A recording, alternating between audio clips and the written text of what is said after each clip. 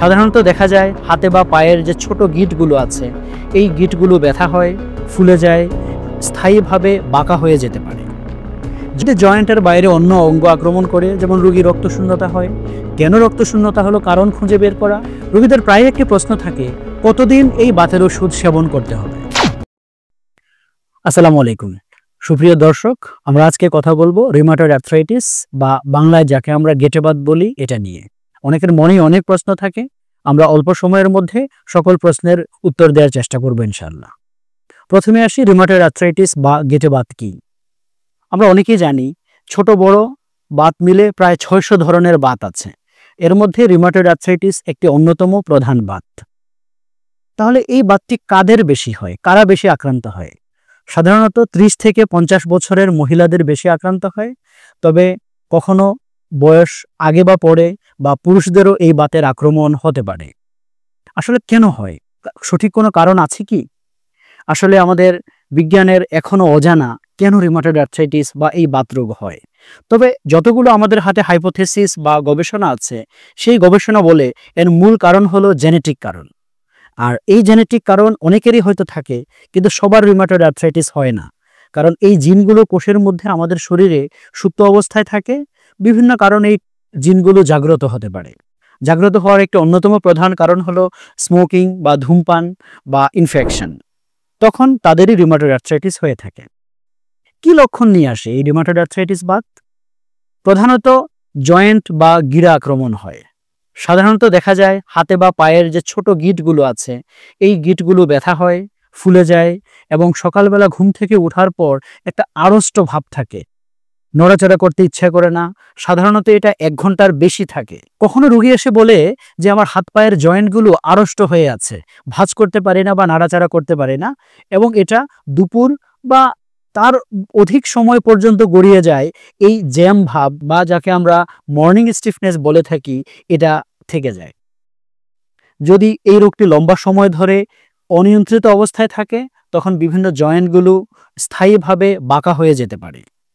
জয়েন্টের পাশাপাশি অন্যান্য অঙ্গও আক্রমণ হয়, যেমন দেখা যায় রোগীর জ্বর আসা, ওজন কমে যাওয়া, ক্লান্তি ভাব থাকা, রক্তশূন্যতা বা রক্ত কমে যাওয়া।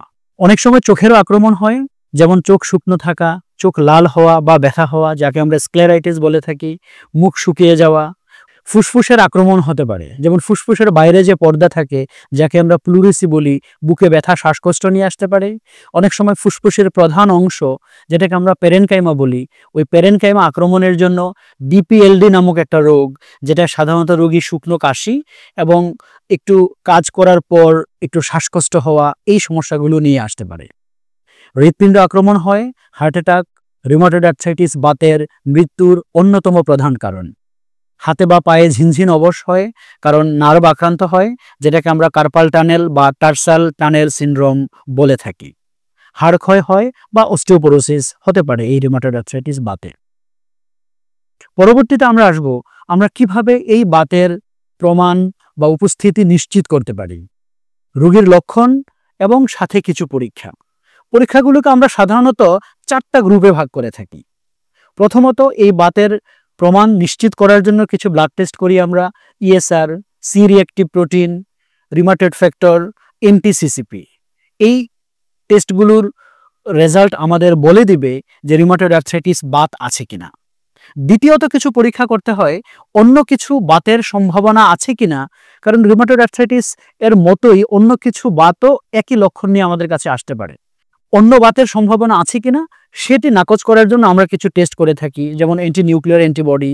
আমাদের কোমরের একটি জয়েন্ট আছে, এসআই জয়েন্ট, এই জয়েন্টের কোনো পরিবর্তন আছে কিনা এটা, এবং রক্তর পরীক্ষা, একটা জিন পরীক্ষা HLA-B27, এগুলো করে, এবং যদি ওই রোগের লক্ষণ রোগীর থাকে এবং আমাদের সম্ভাবনার মধ্যে ওই রোগ থেকে থাকে, ওইটাকে নাকচ করার জন্য আমরা এই পরীক্ষাগুলো করতে থাকি।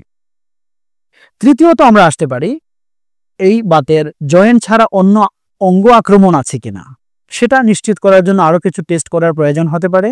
চতুর্থত, আমরা এই বাত দমনের কিছু ওষুধ দিয়ে থাকি, বা এই ড্রাগ যে ব্যবহার করব বাতের ওষুধ, বা যেটাকে আমরা ডিজিজ মডিফাইং ড্রাগ বলি, ওই বাতের ড্রাগ সেফটি, ওই ড্রাগ ওষুধগুলো আমরা ঠিকমতো দিতে পারবো কিনা ওইটা নিশ্চিত করার জন্য আমরা কিছু টেস্ট করি।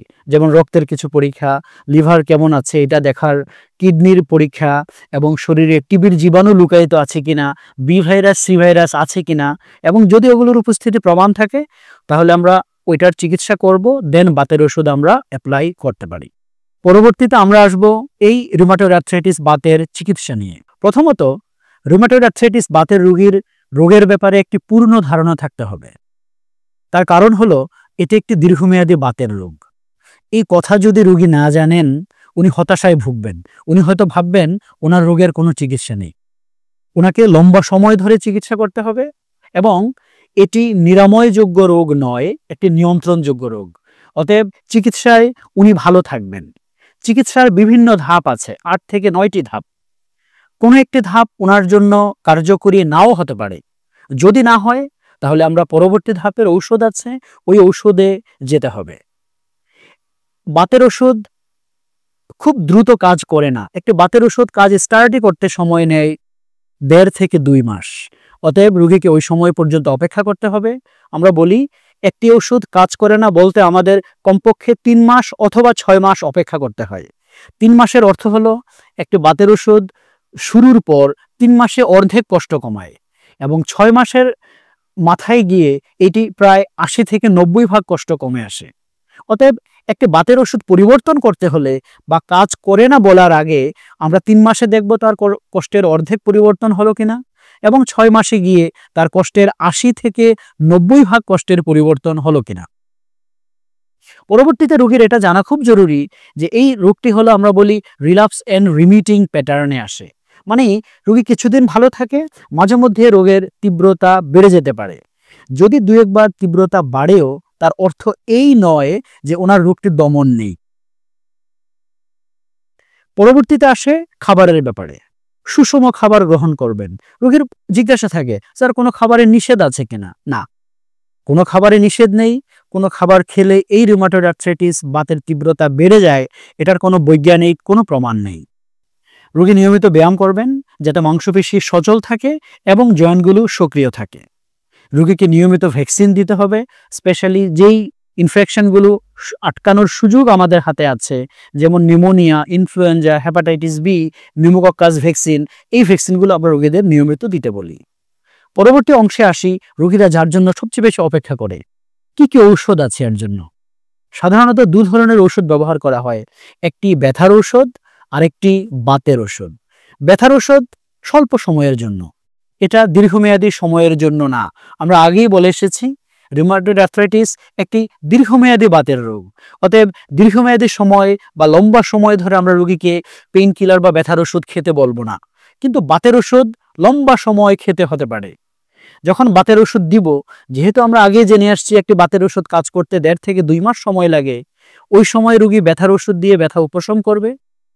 যদি আমরা কোনো একটি বাতের ওষুধ পরিবর্তন করি, তখনও রোগীর ব্যথার ওষুধ প্রয়োজন হতে পারে, বা অনেক সময় রোগীর যদি রোগের তীব্রতা বেড়ে যায়, যাকে আমরা রোগের রিল্যাপস বলি, ওই সময় রোগীর ব্যথার ওষুধ প্রয়োজন হতে পারে। বাট এটা আমরা মনে রাখবো, ব্যথার ওষুধ কখনোই বাতের আসল চিকিৎসা না। পরবর্তীতে আসি আমরা বাতের ওষুধ নিয়ে। বাতের ওষুধের মধ্যে অনেক ওষুধ আছে। প্রথমত যে ওষুধগুলো আমরা বলি ক্লাসিক কিছু বাতের ওষুধ আছে, বা যেগুলোকে আমরা বৈজ্ঞানিক ভাষায় সি-ডিমার্ড বলে থাকি। যেমন তার মধ্যে মিথোট্রেক্সেট, লেফলুনোমাইড, সালফাসেলাজিন, এই ধরনের অনেকগুলো ওষুধ আছে। প্রথম একটা ওষুধ দিব, যদি এই ওষুধে রোগী ভালো থাকেন আলহামদুলিল্লাহ, আমরা এই ধাপের ওষুধই কন্টিনিউ করব। যদি এই ধাপের ওষুধে কাজ না করে, আমরা পরবর্তীতে আরও কিছু ধাপের ঔষধ আছে, যেমন তার মধ্যে genus kinase inhibitor, TNF inhibitor, IL-6 inhibitor, CD20 inhibitor, এবং প্রতিটা গ্রুপের মধ্যে একাধিক ঔষধ আছে। রোগীর সাথে কথা বলে, রোগীর আর্থিক অবস্থা বিবেচনায়, রোগীর হৃদরোগের ঝুঁকি কতটুকু আছে, এবং রোগীর জয়েন্ট ছাড়া অন্য কোন অঙ্গ আক্রমণ আছে, এই সবগুলো আমাদের বিবেচনায় নিয়ে আমরা সিদ্ধান্তে আসব রোগীর জন্য বেস্ট অপশন কোনটি হবে। পরবর্তীতে আসি, যদি জয়েন্টের বাইরে অন্য অঙ্গ আক্রমণ করে, যেমন রোগী রক্তশূন্যতা হয়, কেন রক্তশূন্যতা হলো কারণ খুঁজে বের করা এবং ওই অনুযায়ী চিকিৎসা দেয়া। যদি ফুসফুস আক্রমণ হয় তাহলে তার সুনির্দিষ্ট চিকিৎসা আছে।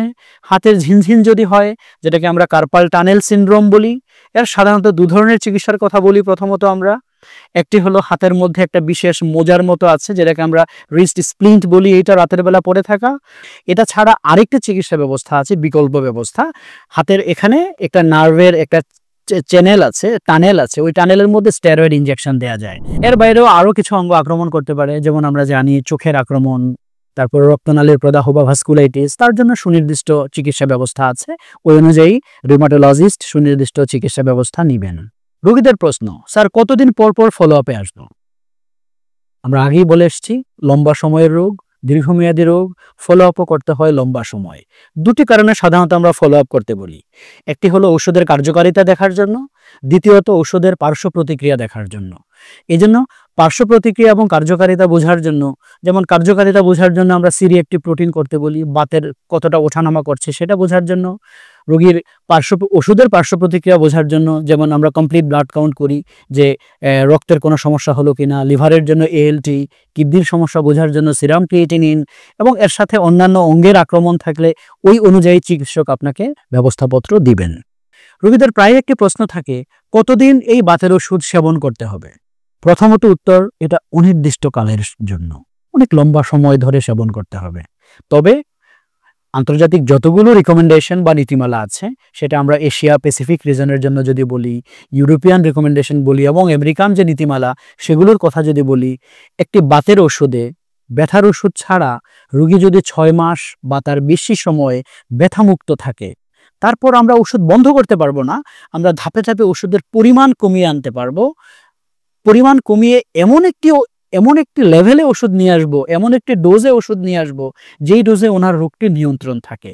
কিন্তু ঔষধ বন্ধের কথা কোনো আন্তর্জাতিক নীতিমালা বলে না।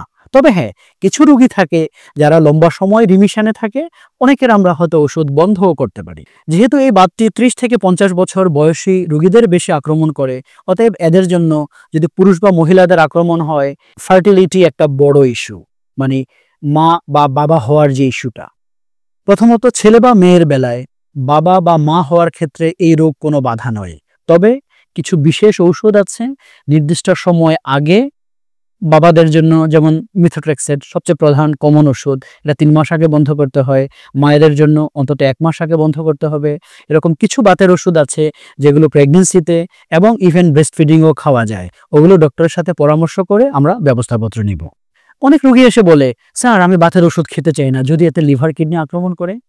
আমি তাদের উদ্দেশ্যে বলবো যে আপনি বাতের চিকিৎসায় রোগী যে ব্যথার কারণ সহ্য করবেন, ঠিক আছে, ফাইন, বাট রিউমাটয়েড আর্থ্রাইটিসের যদি আমরা মৃত্যুর ঝুঁকিগুলো দেখি, যে রোগীগুলোর মৃত্যুর কারণ কি, প্রথমত রোগী মারা যায় হার্ট অ্যাটাক এবং স্ট্রোক। দেখা যায় ডায়াবেটিক রোগীরা হার্ট অ্যাটাক এবং স্ট্রোকের যতটা ঝুঁকিতে থাকে, রিউমাটয়েড আর্থ্রাইটিসের রোগীরা তার চেয়ে বেশি স্ট্রোক এবং হার্ট অ্যাটাকের ঝুঁকিতে থাকে। দ্বিতীয়ত হলো ইনফেকশন, এই রোগীর ইনফেকশনের ঝুঁকি বেশি থাকে। এই জন্য আমরা রোগীদের অবশ্যই বলবো, আপনারা বাতের ওষুধের মাধ্যমে বাত দমনের চেষ্টা করুন। সবাই ভালো থাকবেন, সবার সুস্বাস্থ্য কামনায়। আসসালামু আলাইকুম।